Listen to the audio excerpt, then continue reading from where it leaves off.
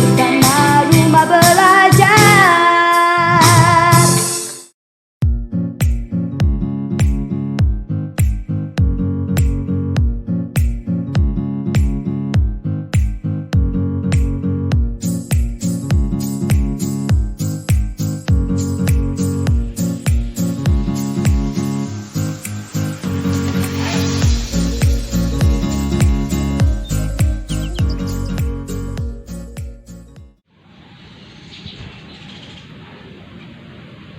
Assalamualaikum warahmatullahi wabarakatuh. Dari ujung timur Indonesia, perkenankan, saya Ari Armansyah, guru SMA Negeri 1 Merauke, memperkenalkan diri kepada seluruh sahabat rumah belajar dimanapun berada. Semoga semua dalam keadaan sehat walafiat, sekalipun kita berada dalam masa pandemi COVID-19 yang tentunya menuntut kita untuk selalu waspada dan selalu menjaga kesehatan. Namun bukan berarti bahwa itu akan mengurangi semangat kita dalam memberikan pelayanan kepada peserta didik kita.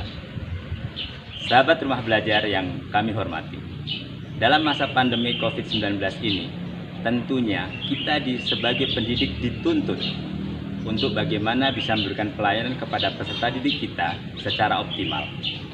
Salah satu caranya adalah mungkin kita harus bisa mengadopsi teknologi sehingga teknologi itu bisa membantu kita dalam memberikan pelayanan kepada peserta didik kita.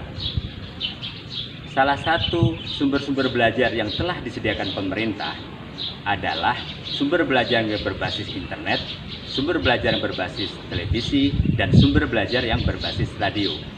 Tentunya semua itu disesuaikan dengan kondisi dari peserta didik maupun dari pendidik itu sendiri. Rumah belajar dimanapun berada. Pada kesempatan kali ini, saya mencoba ingin menyampaikan salah satu model adopsi teknologi yang mungkin kita bisa lakukan agar pelayanan pembelajaran kepada peserta didik kita tetap optimal sekalipun kita harus bekerja dari rumah. Kita gunakan aplikasi Rumah Belajar. Mengapa saya memilih aplikasi ini? Karena yang pertama, aplikasi ini sudah cukup familiar di kalangan pendidik maupun peserta didik. Yang kedua, aplikasi ini memiliki fitur-fitur yang sangat baik sehingga bisa digunakan oleh pendidik maupun peserta didik secara optimal. Adapun fitur-fitur tersebut adalah, yang pertama adalah sumber belajar, yang kedua adalah kelas digital, yang ketiga adalah bank soal, dan tentunya yang keempat tidak lupa adalah laboratorium maya.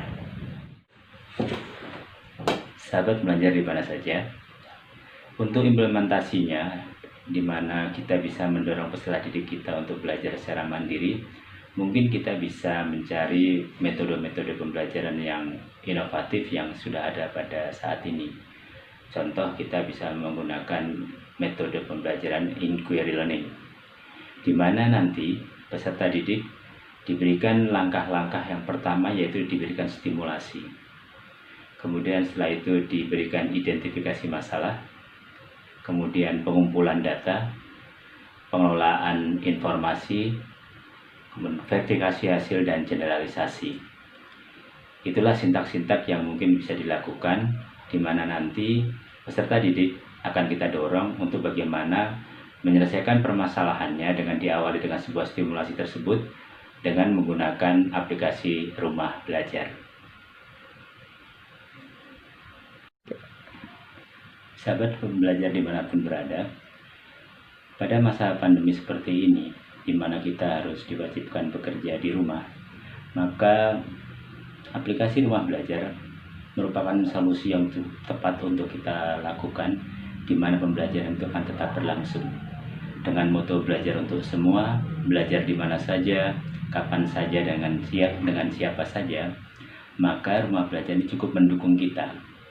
Kita harus mulai menggunakan aplikasi ini secara baik sehingga para murid-murid kita juga dapat menggunakannya secara baik. Terima kasih untuk aplikasi Rumah Belajar yang telah mendukung kita di masa pandemi COVID, di mana kita harus selalu belajar dari rumah. Terima kasih Rumah Belajar.